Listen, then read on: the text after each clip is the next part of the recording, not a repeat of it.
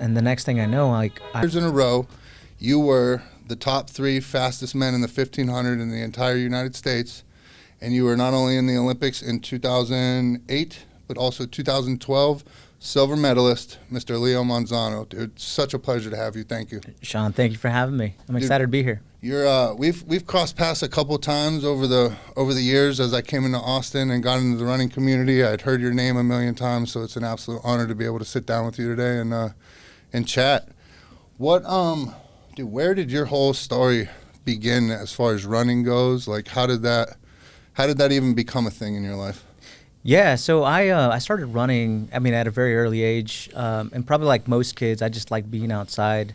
My family's originally from the state of Guanajuato, and that's where I was born, in Mexico. Okay. Came over to the U.S. when I was 4 and grew up in the Marble Falls, Texas hill country. But ever since I can remember, I've always loved and enjoyed running and just being outdoors. And there was something definitely maybe that I always kind of felt like a very internal drive that I always had, even as a kid, to just run. I don't know if I heard this correctly, but somebody told me one of your first runs in Mexico was in work boots. Is that right? So when I came to the U.S., I'd been dabbling in running. I didn't really know what training to run was like, and so right about in middle school, I had to make it. I went home to ask my dad if I could join the cross country team. Mm-hmm. There was a friend had invited me, and but it was still like usually in the Mexican communities they're known more about agriculture and hard work, construction, and all this very intense labor type work. And so I needed to go home and ask my dad to see if he would allow me to join the cross country team. And very initially he said no, mm-hmm. because running was quote unquote a waste of time and it wouldn't take me anywhere. And so I asked my dad and he said that, but I think I was also a little bit hard-headed. Mm-hmm. I've always been a little bit hard-headed, and so I decided to make a deal with him, and the deal was that if he allowed me to join the cross-country team, that I would find work and help him with household expenses.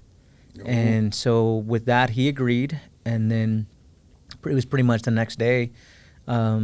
We only had one vehicle at the time, so he went into work around 6, and so that meant that we had to wake up like 4:30, leave the house by 5, and then he would drop me off like right around 5:30 in the morning at a golf course. Mm-hmm. And usually meant I was the first one to get there, and then the rest of the cross country team would show up about 6:15. But the first day that I started running, I was wearing jeans, hiking boots, and a dress shirt. Really? And that's how you did your first run? Yeah, I ran like that for maybe about a week, really? Maybe 2 weeks, yeah. And then my first coach, Coach Shawn, big shout out to her. She gave me my first running shoes and running attire. Wow. Yeah. So for you at that point, for you to be like making that kind of deal with your dad, how did you already have this love for running? You just knew from running around playing, or like why was it so important to you at such an early age? I've always just loved and enjoyed to run. I think it was maybe a part of it was like challenging myself, and then also not to be playing the comparison game, but maybe it was also like, okay, let's see how fast I can be. And mm-hmm. It's just as a kid, right? You start off almost like playing around. And it's like, hey, can I be the fastest kid in school? And very initially, I wasn't the fastest kid in school. I mean, it took some time to be that. Right. That didn't happen overnight. But once I started actually training and learning about running, and I had a pretty. She was a really good coach. Well, like Coach Shawn, she'd been a coach or she had ran in college, and she'd been a coach for some time. Mm-hmm. And so, I mean, she was a really good coach, at least for myself as I was growing up, and especially in this small community of Marble Falls where everybody just knows about football. Right. At that time. And so, yeah, it was just kind of something that I progressively got better at. When did it start to click with you where you realized you had talent and could actually do something with this?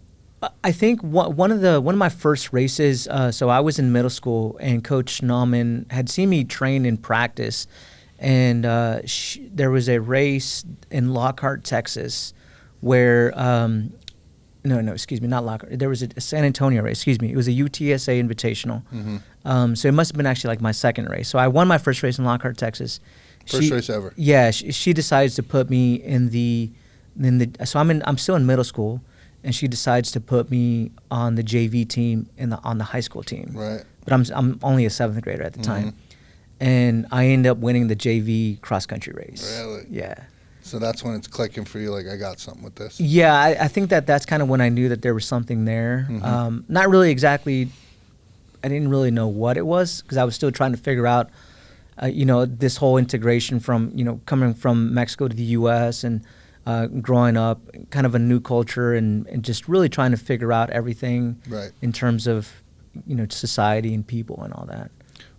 Did you ever have a moment, or what was it like with your dad originally saying, this is a waste of time, there's basically no future in this, pretty much, which I'm sure any parent is going to do. Like, they want to see you succeed, they want to know that you're financially taken care of and all that stuff. Was there ever a point where you were able to kind of look at your dad with a wink and be like, told you so? So I think if there was ever if there was ever that moment, that was probably in 2008 when my family got to travel with me to China for the 2008 Olympics, and they got to travel with me, and then it was like, okay, so you pretty much said that running wasn't going to take me anywhere. Look where we are now. And now we're in China. Yeah. Damn, that's wild. Yeah. That has to be crazy. What's the feeling like? I mean, I have no idea. So you win. What's the Nationals is what you then qualify to go to the Olympics? So I say that there's a progression, right? Because it just doesn't happen overnight. I mean, as we know, there's countless hours. There's a lot of sacrifice that has to be done. I go from middle school into high school. In high school, there's two coaches, Coach Futrell and Coach Fletcher, also football coaches. And Marble Falls has always been known for football. I mean, just like a lot of other high schools in Texas. Texas is known for football. It's not really known for running or for track or maybe it is now, right? But back then I was like, okay, everything was football. But I credit these coaches for my longevity in the sport because they perhaps didn't know a lot about running, but they did their due diligence to study up on what middle distance or distance runners should be doing in high school. And they pretty much applied all that to me. So when I got into college, which let me just say that in my family, nobody had ever been to college. Nobody had truly been a runner. So I really didn't have a lot of guidance going into this. So as I was progressing in high school and I was becoming better and better in high school, it was always like there was one little thing that would pop up and say, hey, if you continue doing this, you may get a scholarship to run at a university. I'm like, oh, that's a thing? And it's like, what does that entail? It's like, they pay for your college, they pay for all your stuff, but you have to continue progressing. And so I did that, and the next thing I know, like I'm leaving home, and my parents are still kind of in disbelief. They're like, what, you're leaving? I'm like, yeah, I'm going to college. And they're like, for running? I'm like, yeah, for running. And so, I ended up at University of Texas. And so, but it's still a progression, right? I'd been probably the best in state at that time, but going from a lower mileage kid, I had only been running like 20 to 30 miles a week versus some of my new teammates had been running anywhere from 60 to 100 miles a week. And so my first training practice was, I got, it was a 40-minute run, and within the first 10 minutes I got dropped. And drop means like I got left behind. And yeah, during that time, it's just like, okay, well, this is something new. So it's always just been like, you get to one level, and then it's like, okay, what next? That's when I originally got into running. Like, running was punishment to me. I was a basketball player, football player, baseball player. If I was running, I was in trouble for something if we weren't in game. So running is never anything I ever dreamt that I would get into in adulthood, but I got sober and I took right to it, and it absolutely transformed my life. One of the things that I loved about running was it's like silently competitive in a way. Like, I would show up to these run groups, and here I was competitive with every person that was there. They just didn't know it. And so, like, I kind of got my running style from that. Like, I like chasing. I like starting off a little slow and then passing people as I go. It just keeps me motivated. The there's a story right when I was probably at the top strength of my running. Had a bunch of ultras under my belt. I was running Town Lake one day, and I'd always see you out there passing by. And I was coming over the Riverside Bridge, and that's Riverside, right? Yep. And the UT track team, I'm guessing it's the track team. They had it was the men's. They had all the UT gear on. And the short shorts. Yeah. And I have no idea what distances they run or anything like that, but we were coming down and we kind of came together. You know how the trail does that. Yeah. And there was one guy. So from that point on, it's either 1 or 2 miles back to mile 0, right? Yeah. And so I stuck with the one guy. We would go back and forth the whole time. And right as you're coming down to get to mile 0 back at Auditorium Shores or whatever, right at the very last second, he like pulled away. Now he's in his early 20s, I'm sure, right? Yeah. Being on the UT track team. Yeah. And so we had got by where there's the cold water right there, and he was walking with his chest all out, and he was excited. And here I am in my late 30s, recovered heroin addict. I had just been in prison not long before this. But he had a big chest, like he had beat me or whatever, and I was like, man, I'm just happy to be here. Yeah. You know what I mean? Like, that's what running did for me. The fact that I could even hang with these people for a mile or two, like, was such an honor to do well at these races. Like, running, that's how it just impacted my life, and it was, very transformative. Yeah, I feel like there's just so many stories that could be said about running or community or just being out there, right? I mean, because even just breathing, right? Like, I mean, just to the very core and essence of running.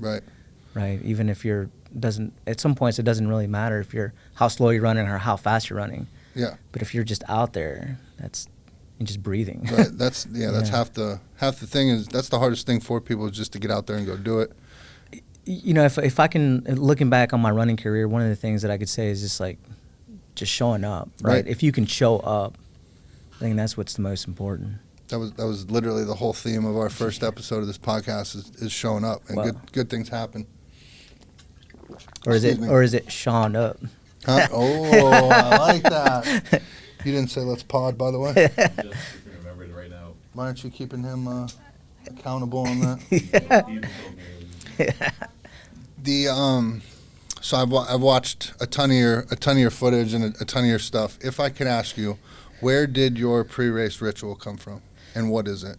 Yeah, so I think along the way we meet all kinds of people, and for me it's always kind of been a blessing that I do, but it's also there's also these kind of higher level just teachings, and it's more about like the chakras. And pretty much, and I've never actually spoken this in public, but they're just like learning how to like protect and power up your chakras, and that was something that I've kind of learned along the way. I've never talked about it, but thank you for talking about it. Yeah. At some point I was going to. It's just I didn't know when. Right. And so there's also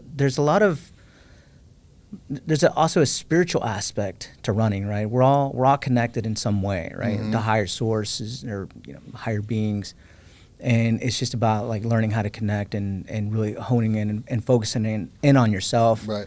And on whatever else you believe in, and if that's God or angels or whatever that is that you believe in.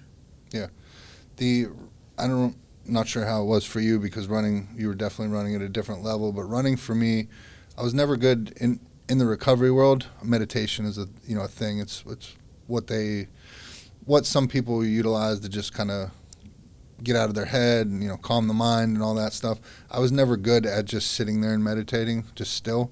Running though was my meditation. That's where I could clear my mind if I needed to, or that's where I could think about my problems and stuff like that. Was running ever like that for you, or was there just so much pressure because how good you were at it?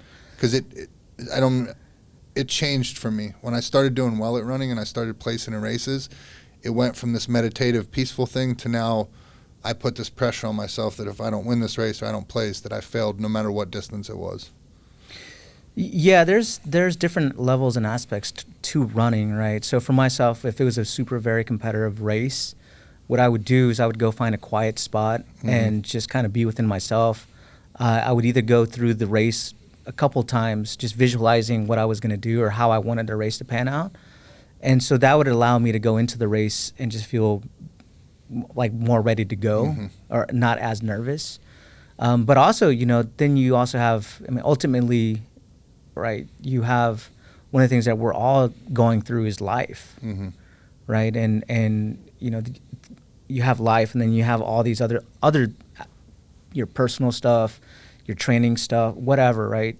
Whatever else you're going through.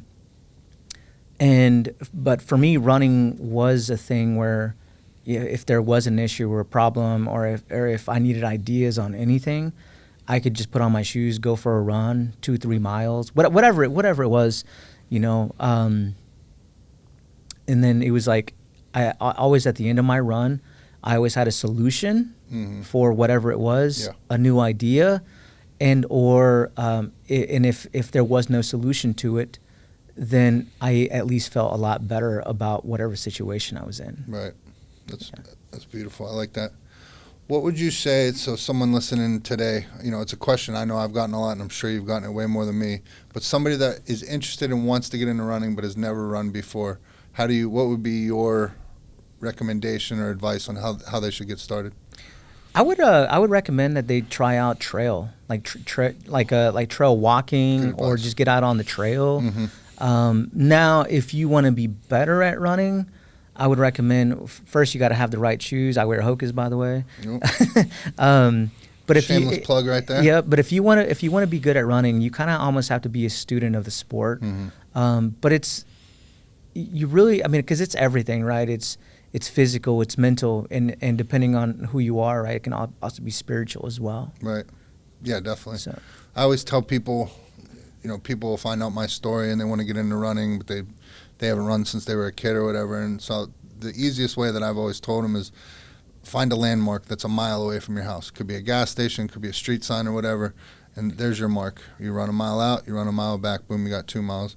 Once you do that good, now find something that's 2 miles away and then keep building on it. And then the other, which was the big thing for me, was the community aspect of running. Austin is, second to none, I have to imagine. I've never been in a city like that has the running culture that it does, or just the people or the vibe that it does. You can go downtown Lake day or night, rain or shine, and there's going to be people down there smiling and running and stuff like that. What do you find you get the same, those same benefits and those same things from it? Absolutely. I think at the end of the day, we're all social creatures, and it's kind of like usually if you're by yourself, right, you're either really in your thoughts, but when you get around people and you get around running or active, active, whether it's sports or just whatever that's active with people, when you become social, it's like you get into that flow state. And there's something, I mean, we all have heard about the flow state, and when you're in that flow state, I mean, there's just so many good things that come about it. Again, whether that's, at least from my personal experience, it's like all of a sudden like big stress relief. You're around people, so if you're down on yourself, like you usually have people to pick you up, or you're joking around, or just kind of making life a little bit less hectic, or it just easier. Right. And it's a great release too. Yeah. I just remember how much I looked forward to, my Tuesday, Thursday, Saturday runs and going with the running group. Monday, Wednesday, Friday, I'd be doing my own kind of runs. But that community aspect that running comes with, the network of people you come in contact with, and just people from all different walks of life. One of the best communities I've ever been in touch with, and definitely saved my life. No, absolutely. And I think one of the best things about running is that the people that you connect with are not all just the same people. Right. They're people from, as you probably just said, from all walks of life, young to old to middle, everything in between. Right. And they all bring something to the table. Yep. Yeah, I couldn't have found a better, more supportive group of people to fall in with where I was at in life at that time. Just newly sober. I didn't know how to have sober fun. I didn't know a ton of sober people. Not that all runners are sober, but all the runners I came in contact with, for the most part, they got their life in order. You know what I mean? They're good job, good friends, good people, good healthy habits, and it was just the perfect storm for me to get involved with. Just coming out of treatment, and it just completely transformed my entire life. Yeah, it's kind of like when you start hanging out with like-minded people, that's kind of what usually the outcome is, right? And not to say that people can't change or that people can't redo something, right? It's it's I definitely think that. Actually, I lost my train of thought. Sorry, you're good. Sorry. You're good. Yeah. You want me to ask you another question? Yeah, go we for can it. edit this out. Yeah, Don't yeah, worry about it. yeah. Or we can go back and What was the original question?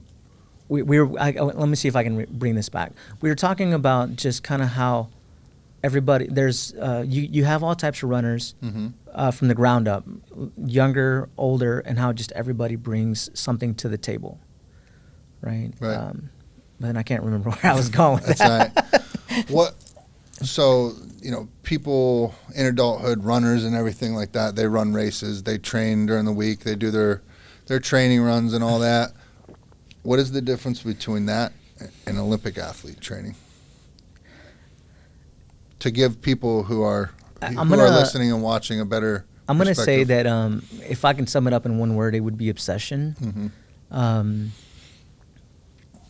don't know if it's the best obsession, right? But if you want to be good, right, everything comes with a cost, right? And you almost have to be obsessed with what you're doing, and you have to be, again, you go back to being a student of whatever that is. And for me, it was always just being a student of the sport. Right. And it's like, how can I fine tune? How can I get better?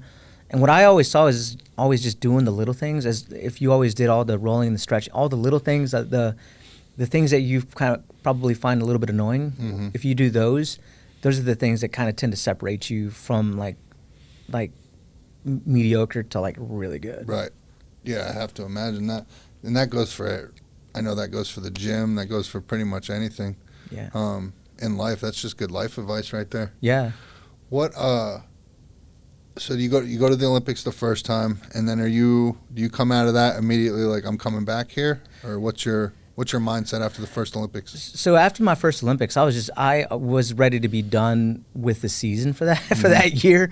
That was a really big 2008 was a really big season for me. I'm really excited and proud of my NCAA from that year. Okay. I had to change up my racing tactic. So normally, I'll race kind of in the back, and all of a sudden have a kick or a big sprint at the end after after a mile or just under a mile.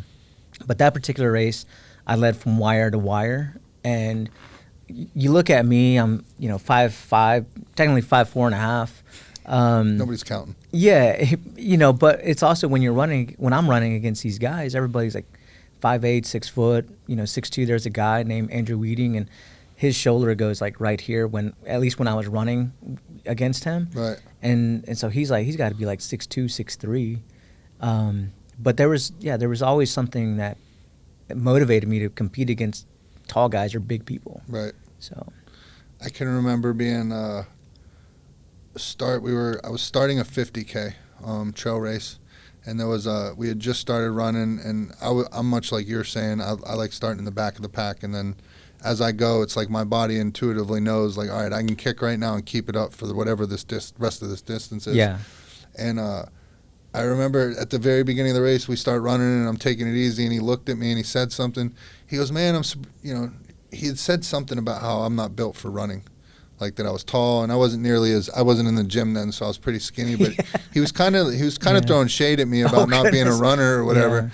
Yeah. And it didn't even like click in my head that that's what he was doing. And about 5 minutes later, I'm like, "What did he say?" And then it clicked. Then I got it. So I ended up going, and I ended up winning the race. And the whole time I'm like, "Ain't this a bitch?" Like, you know what I mean? I'm not built for this or anything like that. But a lot of my running was a lot of chip on the shoulder stuff. Like I felt like I had something to prove. Probably not the healthiest relationship with running, like you were saying. You don't know if it's good to be obsessed with something, but at that time in my life, I needed to be obsessed with it. Yeah, no, absolutely. I think that there's different times, right? There's sometimes, depending on where you're at in life and kind of what you need, and I along the way I've kind of learned this, that usually what you're going through is just a reflection of of what you need. Yeah.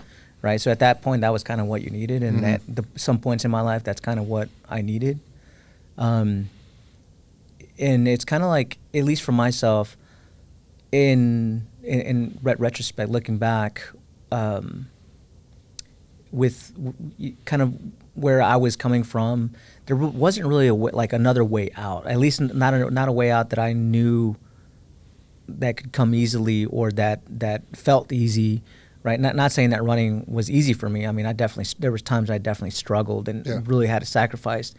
There was like various times where I had to stay home, and my parents were off on vacation, or my entire family was on vacation, but I was like here, stuck in Austin training. Yeah. So the NCAA championships right there that you were just talking about, you had that different race strategy, and I just watched that race. You ended up finishing way ahead of everybody, and you were out at the beginning at first, right? Correct. Yeah. Looking back now, which racing style do you like best? Did you enjoy the best? Well, back or front? So let's talk about let's go. We were talking about having a chip on your shoulder, right? And just how you're kind of grinding through things. And depending on the race, right, or depending on where you're at, that may be a better way to kind of go about it. But then also, one of my favorite ways to race is when you're just running for fun, or you're racing for fun, right? And everybody talks about just the flow state, right? And when you can kind of get into that flow state, I always found that when the best way that I could get in there was if I knew that I had done everything that I needed to do for training. So if I'd done all the little things, if I didn't miss a beat, and even if I did, if I was still diligent about whatever, right, and then I would go in and race, it was a lot easier for me to get into that flow state. And let's just say that even if I didn't win, like, I knew that I had just given it all my all, and it was just the fact that I was in that flow state and felt like I gave it everything. Yeah, that was just a phenomenal race for me. Right. So you were good with the result no matter what. Correct. But it's almost like internally your effort, right? And I think that it's almost, and people used to say this, right? The clock doesn't really lie, or time doesn't really lie. At least that was a big thing when I was running with coaches. And it's like, okay, well, if the clock says 60 seconds per lap, it's 60 seconds per lap, right? But also very internally, I think that we also know if we gave a good effort or not, right? Yeah. And if you gave a good effort, it's like, hey, I gave it all I had. I left it all out. Literally, I left it out all on the track. Right. It's funny that you're saying that, because I was talking to a group of clients that I work with in the drug and alcohol recovery world, and I was telling them I'd been to treatment 12 different times, right? Wow. 11 of those times, every time I was about to leave, I was scared out of my mind walking out of the door. But it's just like you're saying, it was because I knew I had cut corners along the way. Yeah. There were days I didn't really feel like going to group, or I stayed in bed, or said I had a headache or whatever. The last time I went, and I ended up in Austin, and was getting into running, and running transformed my time in treatment and how it happened. But I walked out of that door so confident, so excited, so ready for the future, because I had this amazing group of running friends. My recovery was solid, and it was the first and only time that it actually stuck. So it's funny the duality between what you're saying with Olympic running and then something like that in my world, how it's literally the same principle. Yeah, no, absolutely. Yeah, one of the things, and I keep hearing this, right, that it almost doesn't matter what you go into, whether it's like running or farming or, but when you actually go into something full-heartedly and you do everything with diligence, that you get to find out all these like truths about life. Yep. Right. And I feel like, one of the things that I really enjoy is nature, right? So it's like, and one of the quotes that pops up is like nature doesn't rush, but it gets everything done timely, right? Like the flower blooms, the trees pop up. All the things, right? Right, when they need to. Yeah, yeah, and all in due time and in time. That's great. Who you're saying you became a student of running and all that? Who were your main motivations, or like the main people you look up to, or got that inspiration from? I want to say that one of my very first people that I looked up to was Bruce Lee. Okay. He was kind of the guy. You just see the way that his work ethic, the way he worked, the things that he did, and so as a kid, that was kind of what inspired me.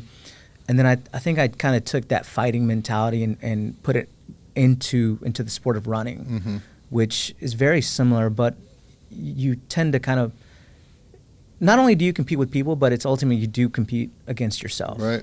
I mean, everything that you do is truly against yourself. Right. Oh yeah. Go run some hills in midsummer in Austin Yeah. and see if you're not competing against yourself. Hills, when I was running, hills were always like that was like my secret training. I didn't ever like being on the track doing sprint work, or speed work. Yeah. So I would just go do speed work on hills and sprint hills. And then in trail running, that always worked to my advantage because most people will stop and power hike the hills when I could just keep running up them. And so it ended up being my secret weapon. Yeah, there's going back to the whole concept of running and life and running.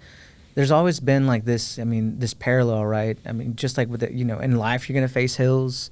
Maybe there's terrain that's not gonna be kind of bumpy or jaggedy. Yep. It's the same thing in life, right? But it's like if you're continuously moving forward, right? I mean, I'm sure that in life, as in running, sometimes it's like, can I continue? Can I go on? Right? But Right. you just got to give that next step. Yeah, for sure. So the 2008 Olympics end. You're finally done with the season.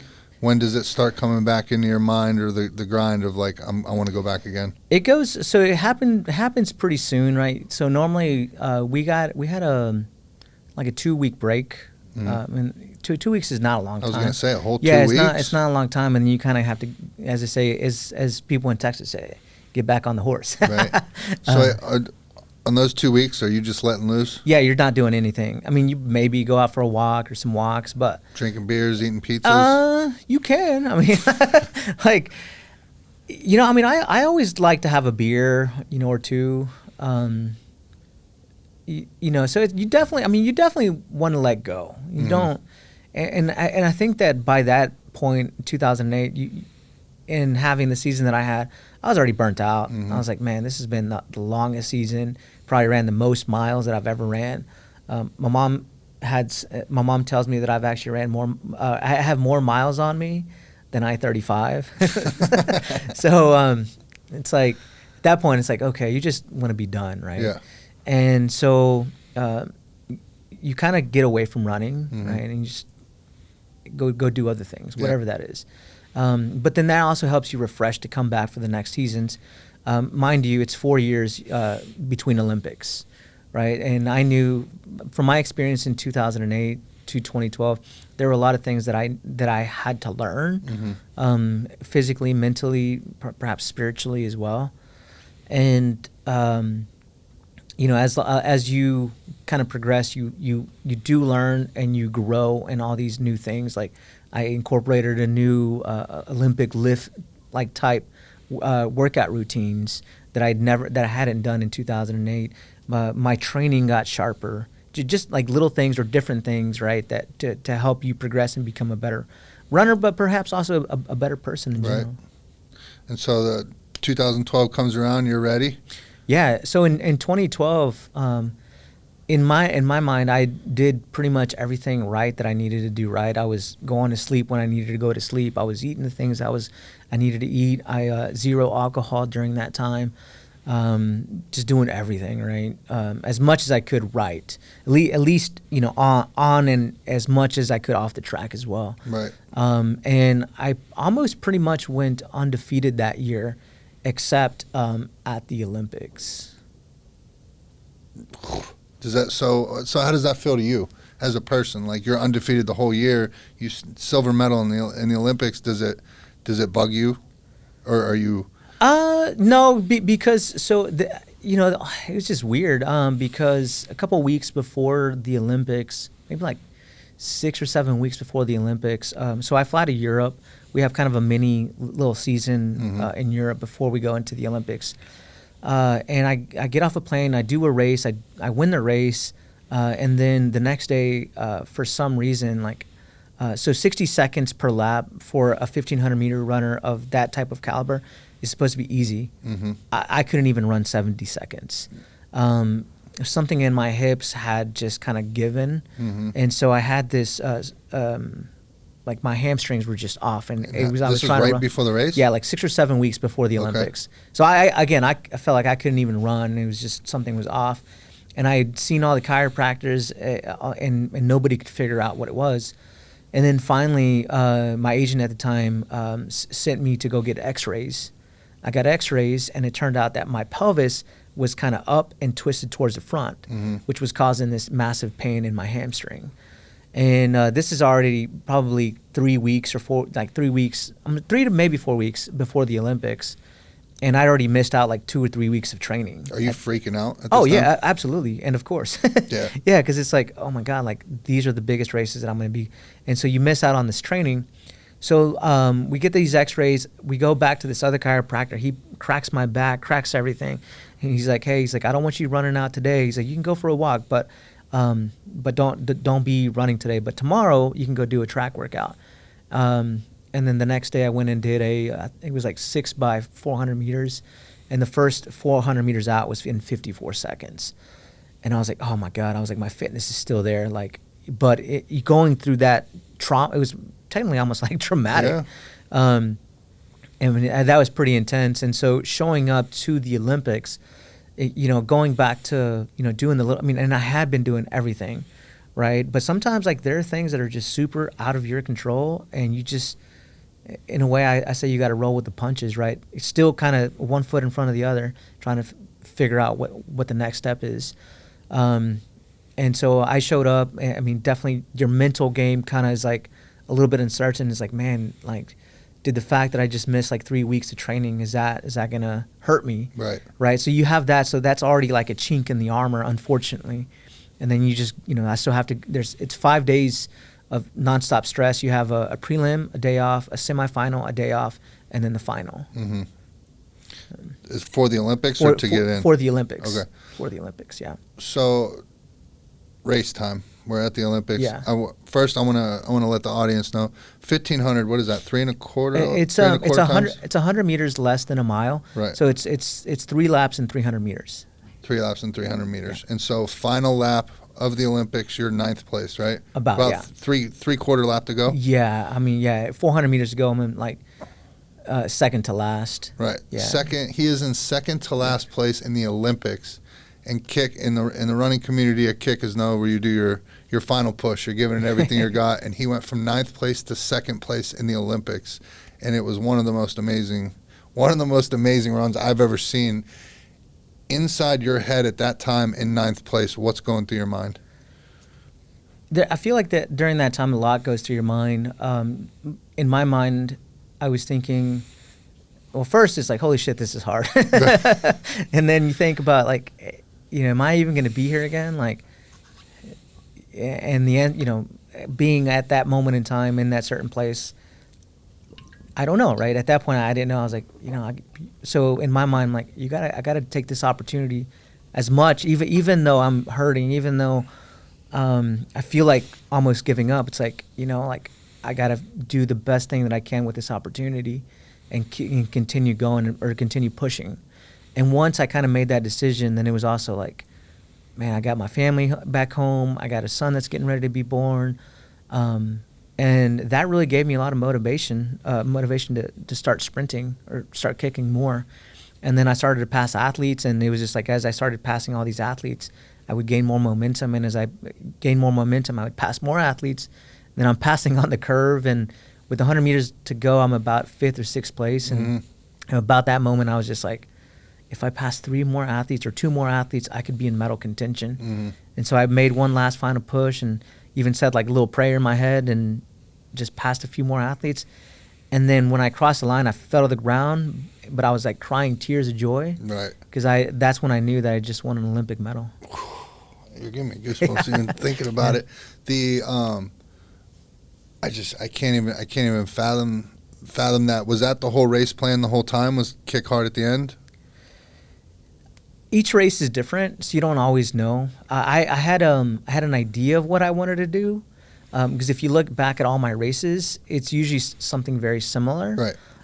But sometimes there's certain races that are just, you can kind of plan for it, but you also have to kind of just be ready for almost anything. And let it unfold and see where you're at. Correct, yeah. So you're collapsed on the ground, you're crying, you're praying. What was it like for you to win a silver medal at the Olympics? It was incredible. I mean, especially, going from just a couple, like 4 weeks, not even being able to run. Mm-hmm. Like, I was just so excited just to be there. Right. And then, to do so well, I mean, just gratitude and gratefulness, and was remembering my family and, just everything that I'd been up to, doing all the think about everything, all the sacrifices that you've done. And yeah, because it sucks being away from your family for so long. And during that time, you're traveling like 5 to 6 months out of the year, Mm-hmm. and you don't get to spend a lot of time with your family. So. Right. So you come back to Austin. You're a silver medalist now in the Olympics. How does life change for you or any other athlete that wins a medal? For me, I felt like I've always been the same person regardless, and I feel like most people usually are the same people, Mm-hmm. and unless it gets to your head, Yeah. that's different, which is okay, because everybody's got to go through something like that at some point. Yeah. But for me, I felt like I was just the same person. It was just that people's perception of me ended up changing. Right. But I'd always been the same person, Okay. at least from from my perspective. Right. Do you have any funny stories or like bloopers or comical boy. things that happened when you were at the Olympics either time that come to mind? Goodness, Or inspirational stories, anything? Wow, put me on the spot. No pressure. No Yeah, pressure. no pressure. I don't currently I know there's usually something, but right now I'm just kind of That's blanking. all right. If one comes to you, let me know. Yeah, I will. So after that, then where does you win a medal? Obviously, people can only be in the Olympics for so long before their time has come and gone. How does your mind start to shift? Do you start looking at like, what am I going to do now? Or are you pretty much like, all right, I've accomplished what I needed to accomplish? No, at that point, I actually wanted to go for another Olympics. And I will say that the next couple years were probably the hardest years that I'd ever experienced. So that after winning the medal, unfortunately wasn't. I was getting a reduction in my current contract with Nike at the time, Mm-hmm. and I felt like it just wasn't fair, because in any other sport or any job that you do, you either stay the same financially, or you get a raise, or you move up, right? And so I was getting a reduction at that time, supposedly because I'd already done everything that I needed to do, and perhaps because of my age or something. And so I decided not to sign with Nike during the time, and I went about a year with unsponsored. So for an athlete to go unsponsored is really tough, because that's kind of their financial. That's how they make their money. That's how they survive. Paying the bills, right? Pay the bills, yeah. And usually for a lot of the athletes, even today, like it's almost just for one season, it can be anywhere from 50 to 70K to just fly everywhere. And mind you, we're not golf. This is running. Yeah. So we don't make millions. Mm-hmm. This is more like thousands. Like if we make almost like a doctor's salary, that's pretty good. Right. So for me that was pretty tough, but I wanted to continue on, and I did continue on. And that next year, unsponsored, I still got second in the U.S. Without any support from a company. Yeah. And then I continued to run, and then right about I guess it was 2014 February, I just switched agents, and there was a company named Hoka, and this is probably back in this is 2014. So they were just getting started, and so they approached me about wanting to partner with me. And mind you, this is during the time that Hoka probably didn't have the best shoes. Mm-hmm. And so they approached me, and they're like, hey, we'd love to work with you. And I'm like, okay, let's figure it out. And so they sent me a couple pairs of shoes, and they were like the ugliest shoes I'd ever seen. Right. And there was like 3 of them that I kind of liked. So I took them out to this undisclosed location, ran in them.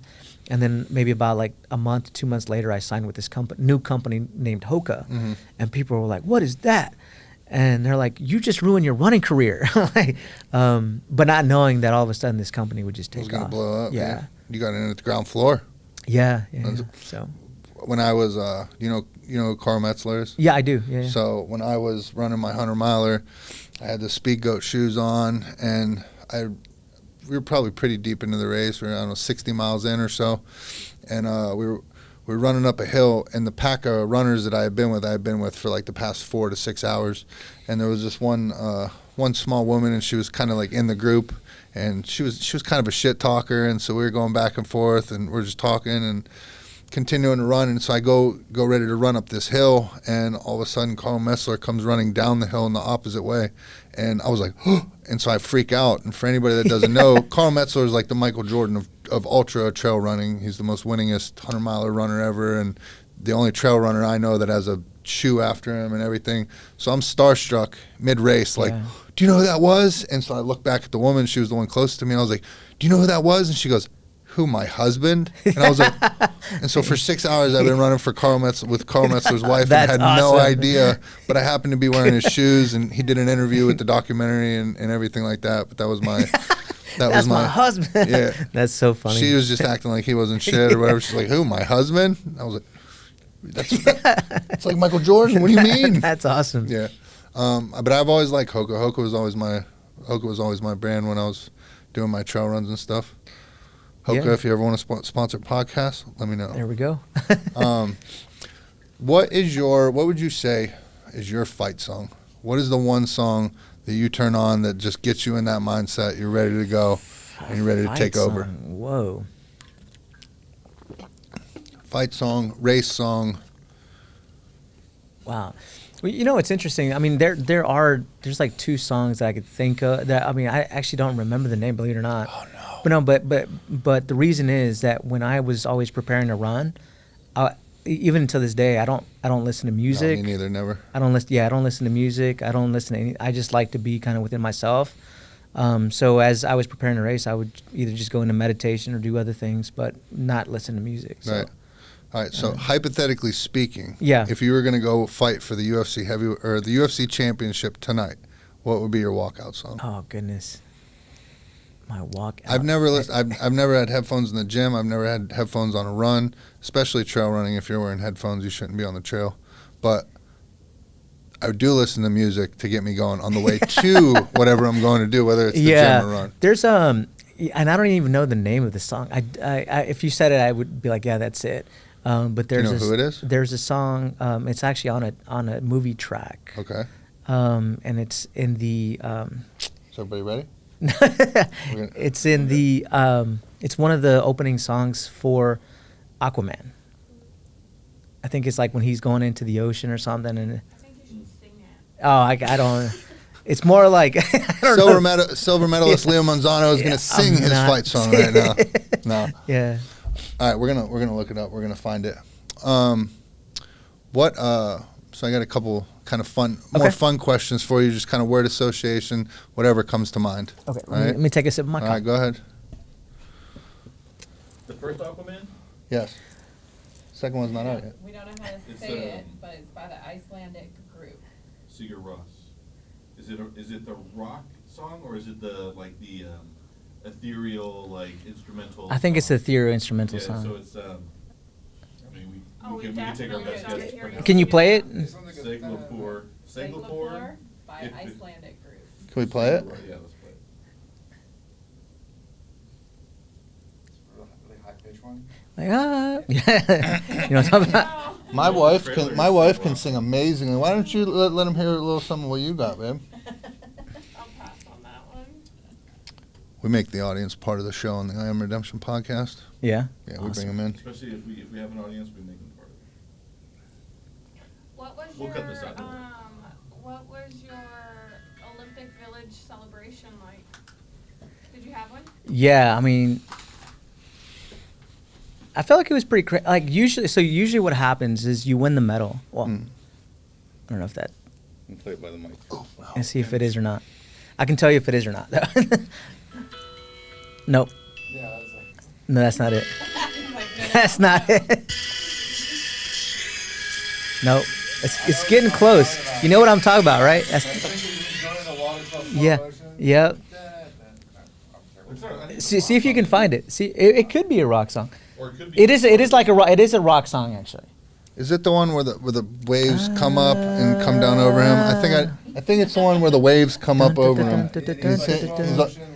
Yeah, he's all shirtless, looking all jacked. Yep. Yeah, that's me, by the way.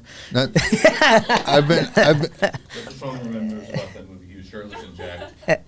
I've been telling my wife since the day I met her that I was going to grow Jason Momoa chest one day. I'm still trying, but that guy doesn't even like lifting weights either. Wow. All right. Anyways, We'll get to it. Yeah. So word association. First Okay. thing that comes to mind. I want to hear about the Olympics. Oh, I'm sorry. Oh, so What was yeah. So pretty much what happens is I win the medal. I have to go and do a drug test, and sometimes off the race, like just finishing the race, right? You finish a race, and because you're also dehydrated, it just takes time for you to do a drug. It took me like 4 to 5 hours Right. to do my drug test and all that, and then you go from there. Are they watching you? Oh yeah, they watch you, and Like, then they're yeah, in the room watching They're you? in there, yeah. They're watching you. They like look at you and everything. Just like probation. Yeah, I mean they got to check to make sure that Right, you don't right. have anything. Right. And they do take a urine test and blood test, do all that, and then they go from there. And then they're like, okay, you got to be ready this evening. We're gonna take you on some shows. So I did some shows that evening, and then the next morning at like 6:30 they were gonna come pick me up. So the next day you go and do shows, but that night they invite you because you won a medal. That night and that weekend, they invite you to like some like super VIP clubs in the area, and they're usually sponsored by like Budweiser or just like some big brand or something. Really? Yeah, So you guys did go out and have some fun. I did. Yes. Right. Yeah. Is the rumors around the Olympics? They do give condoms. They do Okay. give all that stuff out. And So that is yeah, real? That's real. Yeah. You heard it here. Yeah. It's all real. Yeah. All right, so now we'll go back to word association. Okay. All right. Did that satisfy your thing? All right, cool. She just walks out. So first thing that comes to mind when I say running. I say life. Life? Yeah. That's good. I like it. Olympics. Wow. For some reason, I just thought death, but maybe it was just because. It's the first thing that comes to Yeah. mind. Yeah. Dude, I mean, I have to imagine chest burning, and as you're doing that last kick, Yeah. you have to be near death. Everything is burning, man. Right? I can only imagine. Yeah, quads, hamstrings, calves, Everything, you mind. name it. Yeah. Eyes. Everything. Yeah. United States of America. I say just allegiance and proud. Mexico. Pride. Right? Yeah. What do you consider home? Definitely the U.S. Yes. Texas. Just because you left there at what, 4? At 4. Okay. Yeah. Yeah, but I still remember my culture, my family, my grandma. I actually think I got my running ability from my grandma. Oh, really? Yeah. So back in Mexico, when I would go visit, she would take food to my grandfather. You got to remember, this is a very agriculturally based society. Yeah. So she would take food, but to take my grandfather food, she would have to jog almost 2 miles out into the field. So she jogged 2 miles out, and then she would jog back. And I'm like, Grandma, why are you running? But it was just very inherent to her. So I think and I believe that I got my running ability from my grandma. Really? Yeah. It's funny you say that. So I have a grandmother in New York, and I would go up there, and my dad would bring me over to her house all the time. And her thing was she didn't drive, so we would walk downtown. And do you remember Woolworths? No. Believe it or not, there used to be a store that was very popular called Woolworths. Okay. It was like the department store. So this is back when there was still a Woolworths. This is probably mid-'90s. And we would walk down there. But even as I got older, I always had to jog to keep up with her. Wow. She was like the world's first power walker. Like Wow. she was so fast. It's a thing. And I mean, she's damn near 100 right now. She's damn near 100 Yeah. right now, but just so healthy because she always did that. Is your mother like, was she like that from doing all that? Interestingly enough, only my grandmother was. My mom wasn't. Oh, you were saying grandma. I'm my sorry. grandmother, yeah, Okay. my grandmother. She was always walking, and she's always. I mean, she's still alive. Actually, she's one of my only grandparents that's still living today. Really? But she's super just jovial, friends with everybody. Like it was kind of funny because my sisters went shopping with my grandma, and like there was all these young guys that knew my grandma, and they're like, "Grandma, introduce us." Like it's like what? like grandma knows all these young kids, Right? like Yeah. She's out in these streets. I know, grandma. She's holding it down. That's cool. Yeah. God. I'd say eternal, man, and just pure love and joy. Eternal. Yeah. I had a conversation with a previous guest who was also an Olympic athlete, and she's very, very big in her faith and very proud to talk about it and all that. And I was asking her, being, just with what the world is today and people's views and stuff like that, how with her being outspoken about her faith and God is a topic that constantly comes up on the podcast, I was asking what it was like for her, and she gave an amazing answer. But what it was like for her, being involved with UT and the college and stuff like that, if people automatically assume because she started talking about God or, Jesus, that they automatically made it political and she's right wing and stuff like that. And she didn't really have that experience, which I was happy about. But it seems like lately I'm seeing more and more higher profile people coming out and talking about their faith and all that. Like, is faith something that you practice in your life, or? I would say that I do. I'm gonna probably go into being more non-denominational. I'm say more spiritual than anything, because I feel like everything that's around us is spirit in a way, right? And we're all connected, right, in some way, form, or fashion. I mean, in God, if God is everything, then He's in us, permeates everything. At the end of the day, and so. I definitely believe in like signs and things to do. Like, it's like, even just this funny story that somehow I met one of my really good friends later on in life, but his family happened to live in the same house that I was living in, right, and didn't even know him at the time. But all of a sudden, he's like a really good friend, right. And it's like I just see that more of a. I think there's some words that are called. And I don't know if you've heard of the word synchronicity. Mm-hmm. And supposedly when you're doing the things that you need to be doing, you get these signs and it's almost like these coincidences. Yeah. But it's not really coincidence. It's like that's actually where you're meant to be. Right. Right. And so I feel like that's more on the spiritual realm. Mm-hmm. And I do believe in God. I do believe in Jesus. But I also believe that there's more, right? That's only like part of the story. Right. Right, there's so much more that we don't know or that we haven't been told, because it's like there's an entire world out there. Yeah. I believe. I don't think the simple human brain can even comprehend what it is. Like, I try to wrap my head around it, and it's like trying to wrap your head around space. It's infinite. You can't. Yeah, and it just keeps going. I'm gonna throw a curveball at you, but then you even start thinking about just super scientific stuff, right? And just think about like wormholes and parallel universes and all that. And then it's like, well, God must just be immense. Yeah. Almost uncomprehendable. Right. Yeah, that's why I can't even, I'll start to think about it and it's like, oh my, this is kind of overwhelming trying to comprehend all this right now.